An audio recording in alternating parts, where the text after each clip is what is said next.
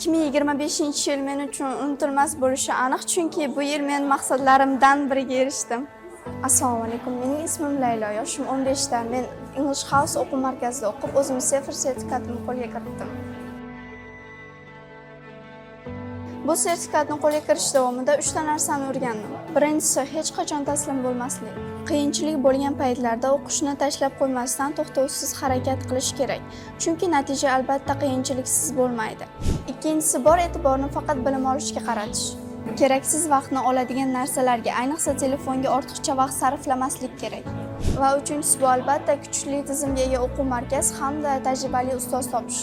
Bu natijaga erishishimga menga English House o'quv markazi hamda Xonzodabegim teacher katta yordam berishdi. Shuning uchun hammalariga katta rahmat aytaman. Natijaga erishish formulasi oddiy: tinimsiz harakat qilish, bor e'tiborni bilim olishga qaratish va to'g'ri o'quv markaz tanlay olish kerak xolos.